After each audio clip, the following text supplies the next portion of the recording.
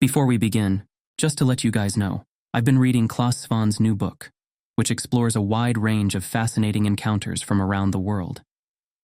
Klaus Svan is the current chairman of UFO Sweden and has vast knowledge of the subject.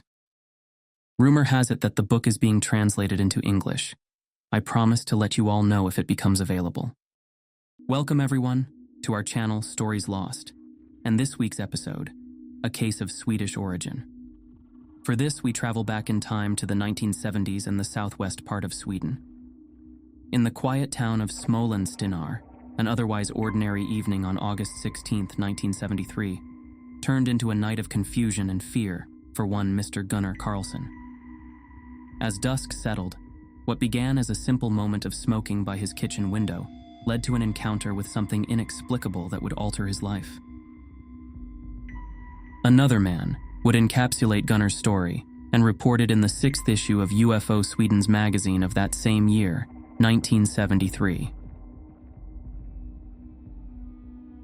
Carl Axel Jansson, columnist for UFO Information, founder and chairman of UFO Sweden, took on the task of investigating Carlson's account, and in the issue from 1973, he sketches a detailed narrative of an ordinary man confronted by an unknown and life-altering phenomenon. What Carlson experienced that night and the subsequent weeks left him and his loved ones searching for answers and wrestling with the washback effects of trauma.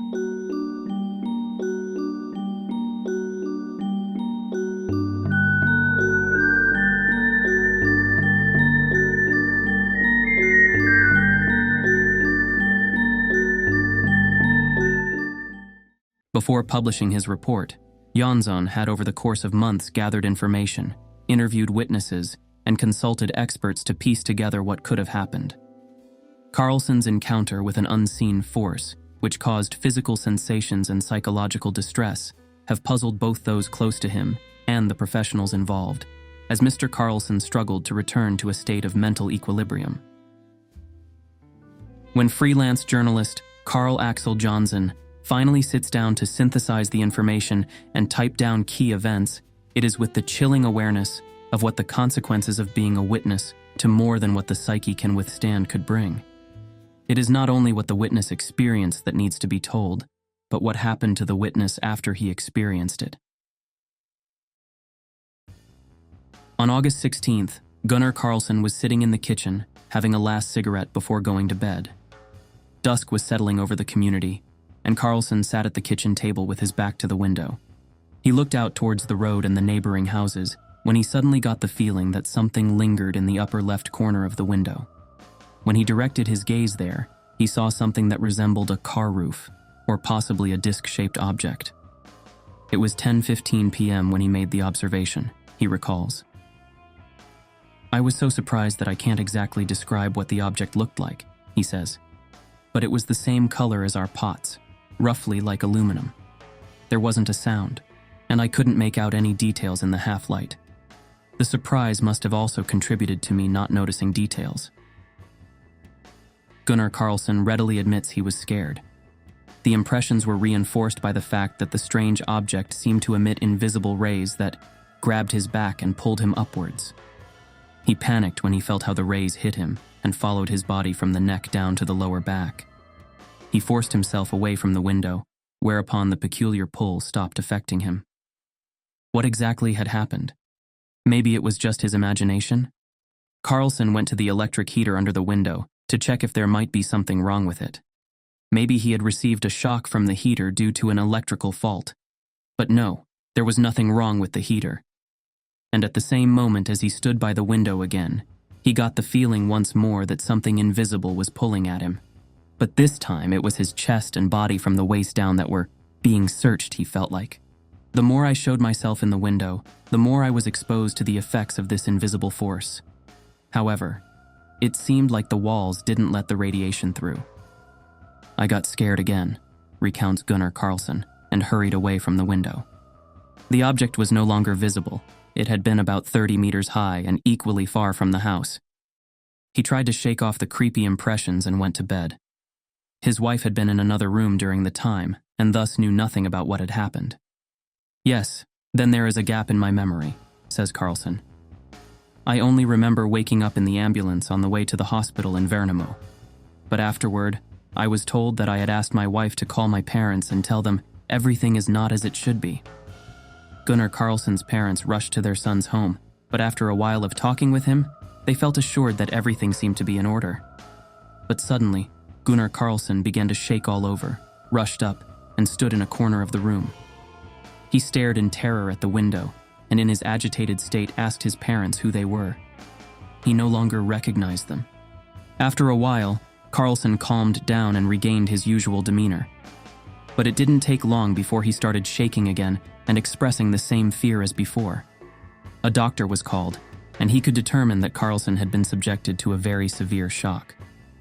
He was taken by ambulance to the hospital in Värnamo, and it was during the journey there that he regained full consciousness. The memory of what had happened earlier in the evening, however, was wiped out. At the hospital in Värnamo, it was determined that Carlsson had been severely shocked. He was given a calming injection and was then taken home. But the relatives thought he should be thoroughly examined, so he was transported to the hospital in Jönköping. I got to meet a Danish doctor, he says, but we didn't understand each other. I went home with a jar of pills the same day, but then I actually felt completely healthy again and did not protest against the decision to release me from the hospital. Mr. Carlsson continues. 14 days later, on August 28th, at around 9:30 p.m., I was standing by the window to lower the blinds. Then I felt a heat in my face, or rather how it burned. I turned around and lowered the blinds. Carlsson's wife saw that something was wrong with him and wondered how he was feeling. He started shaking all over again and became very frightened, just like the previous time. This time, he didn't see anything strange in the window. However, at that time, another person, who wished to remain anonymous, made an observation and told the journalist Carl Axel Johnson the following. I was outside around 9:30 p.m. and saw a strange light moving across the sky. It was constantly changing in intensity. Sometimes it was very bright, only to return to a more normal light color shortly after. The witness to the event lives about 150 meters from the house owned by Gunnar Carlsson. At this time, no sound was heard either, which rules out the possibility of a regular aircraft, which would have been perceived at the given distance by a person with normal hearing. Carlsson was, as mentioned, very frightened by the strange phenomenon at the window. He called his parents, feeling it would be safe to have them nearby. He told them he couldn't stay home and had to go somewhere. On Friday, August 29th, he was taken to the hospital in Jönköping and stayed there for 3 weeks. During his stay at the hospital in Jönköping, Carlsson did not undergo any actual treatment. However, a number of tests were taken, but nothing wrong was found. Initially, they suspected some bleeding in the head, but everything seemed to be in order. The doctors could only state that he must have had an unusually strong experience. The female psychologist consulted by Carlsson also could not help him sort out the story. She dismissed the talk of flying saucers and said that such things do not exist. He got leave on Fridays to visit home during the weekends. At around 9 p.m. one Friday evening, the strange feeling of being sought by something returned. Carlsson was just about to drive the car into the garage when he got the sensation of being scanned, as if by the beam of a flashlight. It felt like his body was vibrating in time with the scanning. Carlsson immediately turned around and drove to his parents' house. On Saturday evening, he was home again and went to bed around 11 p.m. Now the strange phenomenon manifested itself again, and Carlsson called for help. A little later, something happened that he finds strange. I had just fallen asleep when suddenly that feeling came over me, that something was seeking me.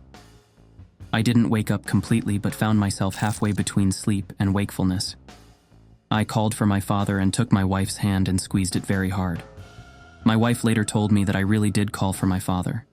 Suddenly I felt like I was sitting at a table, and opposite me was a darkish man with short hair and wearing brown clothes. We sat and looked at the beautifully red-colored sky through the window. We could see a craft that looked like the one I saw the first time. I asked the man opposite me how fast such craft could travel, and I remember the answer: 7,230 times the speed of sound. Yes, then the image disappeared. Gunnar Carlson says he still feels scared and uncertain when evening comes, and he looks at the interviewer as if he fears not being believed.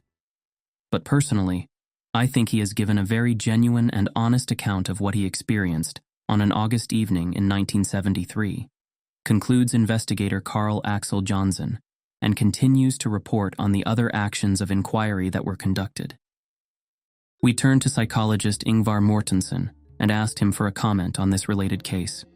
Since he himself has not met the main person in the events, he reserves himself to some extent and admits that the characterization may be somewhat general.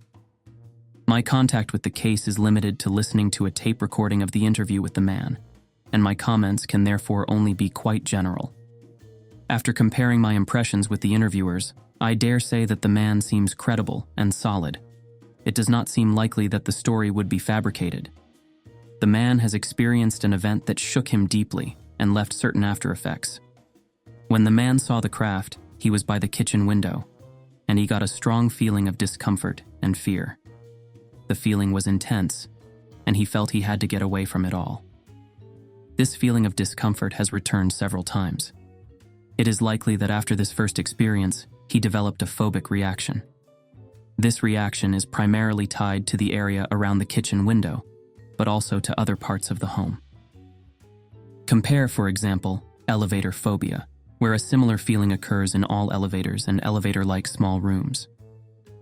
The purely physical sensations of discomfort come from the so-called autonomic nervous system, which reacts in a largely involuntary way. Phobias often tend to decrease in strength over time, especially if they stem from a single experience, but they can also be treated with psychological methods. Mr. Carl Axel Johnson cuts of his comments here and leaves us to reflect on the potential veracity of such a testimony. It would be easy to assume that nowadays, modern neuropsychologists would be able to disprove alien encounters, testimonies as histrionics or play acting.